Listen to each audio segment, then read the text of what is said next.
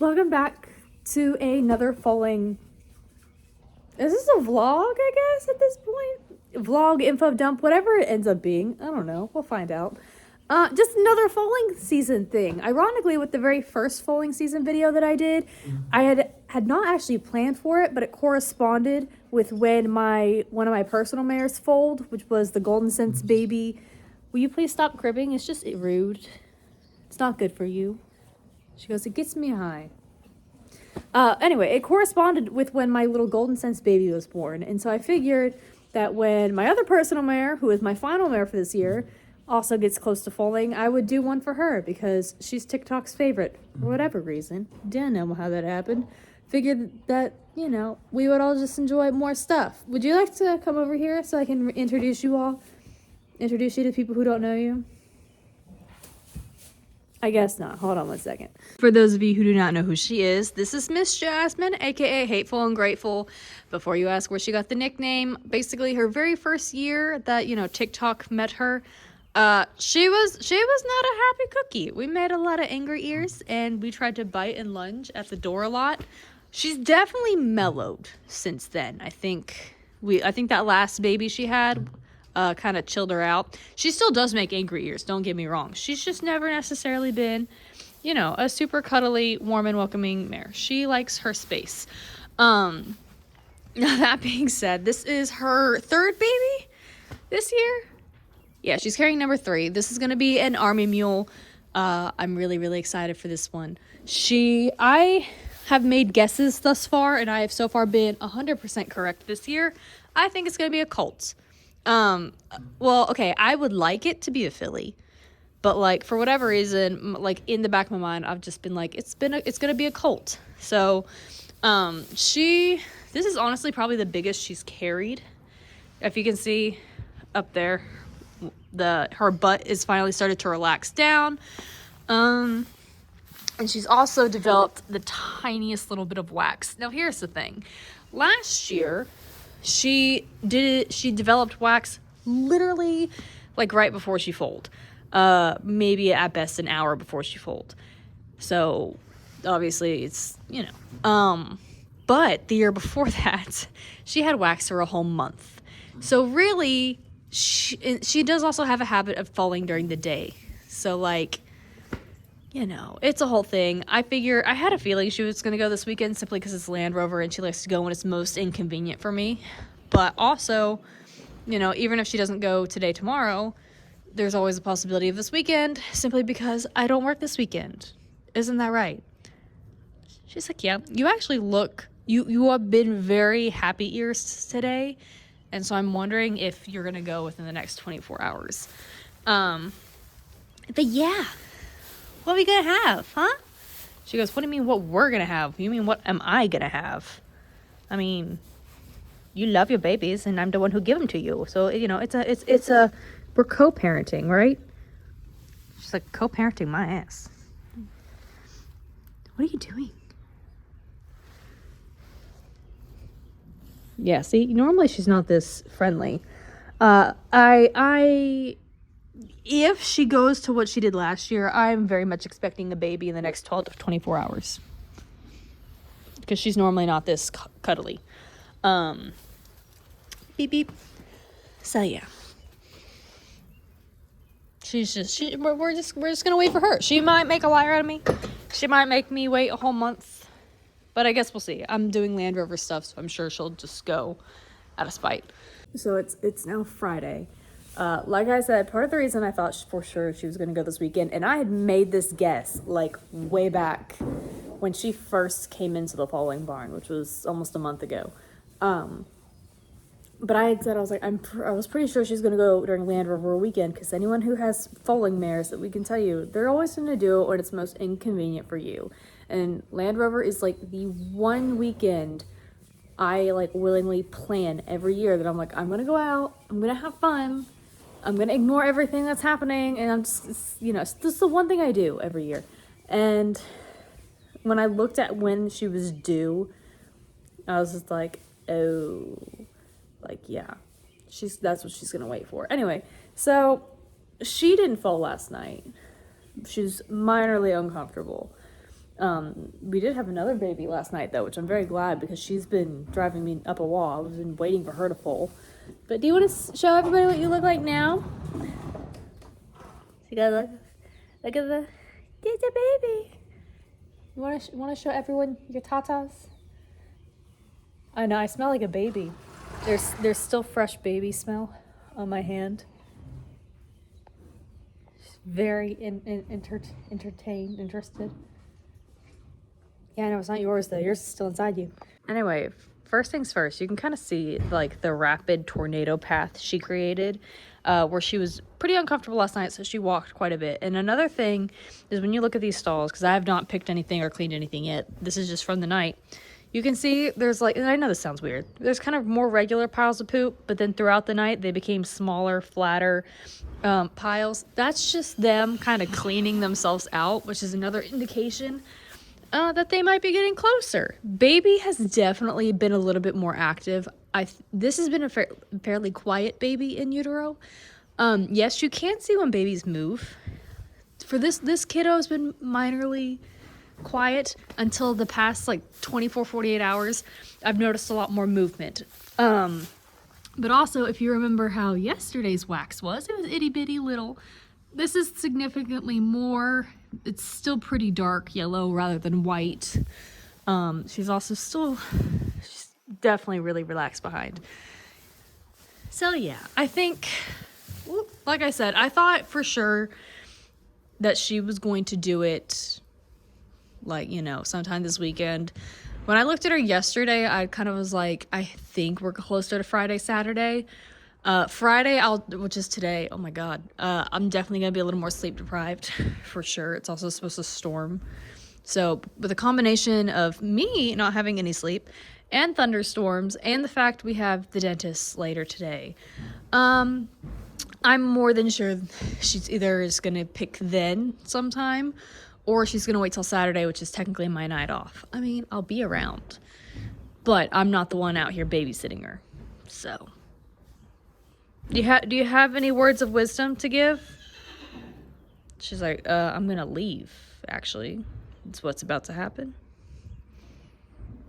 Rethink your decision. You're about to go out in a moment. Am I allowed in so I can help you?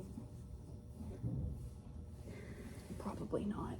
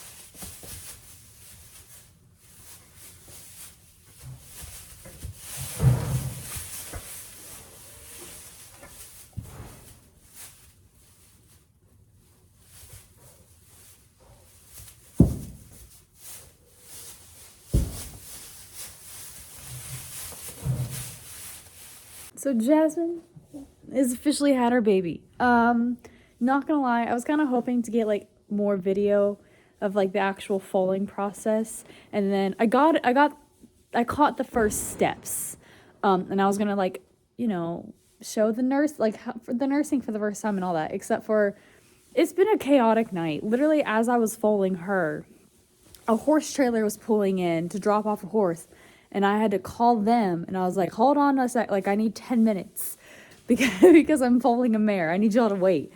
And then, so that was the thing. And then, of course, as like this kiddo is getting ready, is like learning to stand and getting ready to nurse, I have another mare having a baby as well at the same time. And it's been a little chaotic tonight. So you know, all of my nice, cute little plans went out the window. Actually, when she broke water, I was filming a TikTok because I do a weekly, this is what's happening in horse racing for the week type stuff. I was in the middle of filming that, and when she broke water, she literally didn't give me any warning. She was not walking, she wasn't pacing, she wasn't sweating. She was just standing in her corner, and then she kind of just laid down. She kind of like took 3-4 steps forward, laid down, and broke water. And I was like, of course, this is how that goes. But that's actually pretty standard for her. She typically doesn't give much of a warning. So luckily, I was on top of it. You didn't get to be sneaky. Ha! Anyway, let me officially introduce you all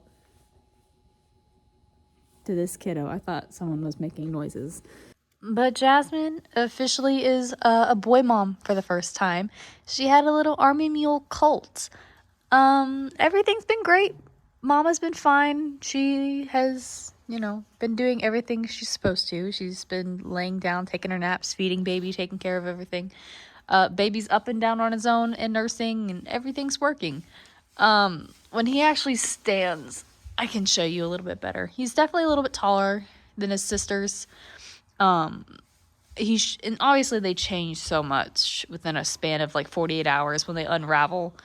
I do hope he kind of widens out a little bit, but you know, he'll fill out eventually. We got plenty of time for that. I am gonna have to probably put a wrap on his hind leg. He's a little knuckled over, but that's not really a big deal. Basically, they'll just put a wrap on his leg for about 48 hours, and then they'll take it off and he'll be ready to go. He doesn't even realize I'm here. He is conked out. All right, but I'll let you two be. I know you don't really like it when I'm here. She's like, no, not really, but you haven't really touched me, so I guess that's okay. Yeah. We'll visit you when your child is awake. I do have another child to attend to in the meantime. All right, he's awake now. We can come bug him. Which is perfect timing. Oh, you gonna play? Oh, yeah, I'll play a little bit. Ugh. But yeah, definitely a lot taller than his sisters at this stage, at least. A lot more leg.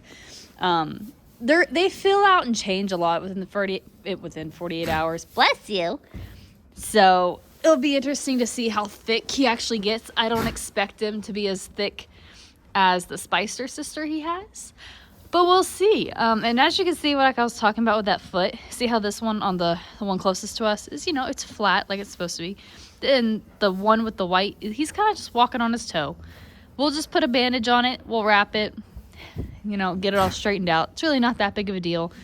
It's one of those things, it could be an issue if you didn't address it. Like, it would be deemed a confirmation fault. But in this case, it's really just because there's only so much room in that belly. Isn't that right? He got a little cramped. I always say babies look really weird looking. They almost look like half bird, half dinosaur type looking things when they first come out. Because they were all folded in so many different positions in there. And it just takes a while for them to unfold. Isn't that right? He goes, yeah. Because if you think of this, so this is an Army Mule baby, which also reminds me, I don't really know where the coloring came from. Because mom, I mean, she's a light bay. She's not considered chestnut. His dad's a bay. Why are you red? Huh? Are you just going to flop to the floor? He goes, yeah, it's nap time again. Oh, so difficult. Plop. great. He's already mastered that side eye, by the way. That was one of the first things he mastered. Anyway, like I was saying, so like 2 weeks ago, or a week or two ago, whenever I did the other foaling videos, if you recall. Ugh. Let me show you really quick. Beep, beep. Just how different they become within such a short period of time. Come here, Goblin. Oh, but this is the one that was born like 2 weeks ago. This is the little golden sense. Don't bite me. I need to see your body.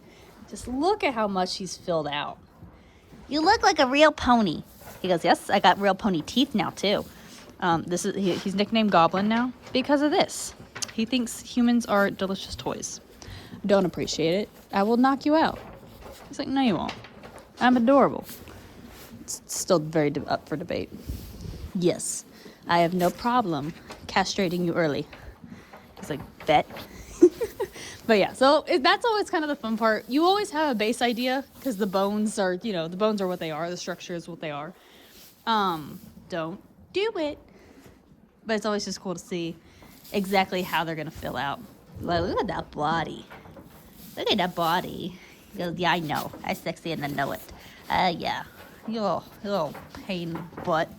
Little pain. Look at that. You got a shit head. You got shit on your head. You got shit on your head. Yes, I did. I haven't actually made a decision on who I'm breeding her back to, or even if I'm breeding her back.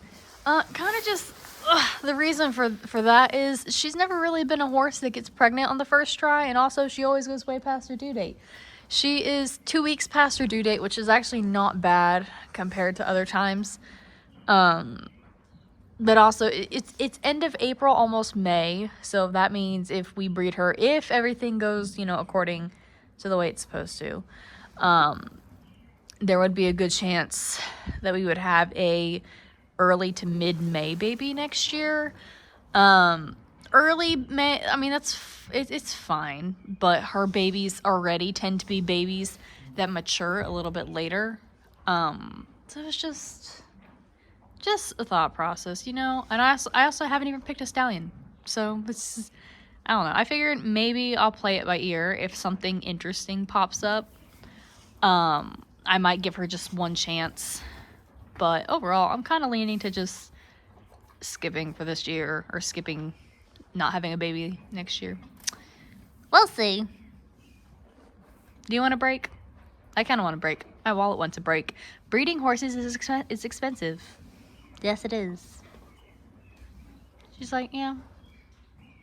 This is going to be your first boy, though. How do you feel about that? That's a big question here. You've only had fillies. Your first filly was nice to you. I think she kind of, cheated you. Tricked you into thinking that this was going to be an easy thing. You're going to conk out. Cool. I know that last filly you had, she was tough. She made you earn your keep. I actually felt bad for you with that one. I don't... this is actually the first year, too, that I've had more colts than fillies for myself. The first year I had a single filly, because that was my first broodmare. And then, year after, I had 3 fillies that year, the year afterwards. And then last year, I had a colt and 2 fillies. Yeah, because we skipped America last year. And now I got 1 filly and 2 colts. Does that mean next year I'm gonna have all colts? Is that what this is stacking up to be? Oh God, I hope not. But yeah, that's sort of it for this round. I wasn't too far off. I had definitely said, I was like, I'm pretty sure she's gonna go during Land Rover weekend. Really thought Thursday, Friday, Saturday was gonna be like the ideal days that she was gonna try and go. Originally, I was like, okay, 12 to 24 hours. That was Wednesday. That was Thursday morning. It wasn't Wednesday morning. It was Thursday morning. Yeah. I wasn't too far off because she ended up going Friday evening. Anyway. But maybe I just have her down to a science at this point. I would hope so. The next video you're going to be getting is going to be the Land Rover vlog. because that's also, I was doing that at the same time. And then, like I said, now that she popped and that's my last baby of foaling season, we'll do a video introducing everybody to you all. There is a lot of them. And then, well, foaling season's almost over. So, like, you just really had to pee very close to my phone, mama. Foaling season's almost over. It's over for me with my mares. But there's only, I think, 3 more left. Yeah, 3. I can't count. So after the last of foaling season, we'll start sale prep. And so you'll actually get to re-meet Jasmine's yearling and all my other yearlings. So that should be fun. Well, most of them. I think there's one we're not selling. I've lost track. Anyway. But yeah, I guess that's it. Thank you for joining, and I guess we'll see you next round.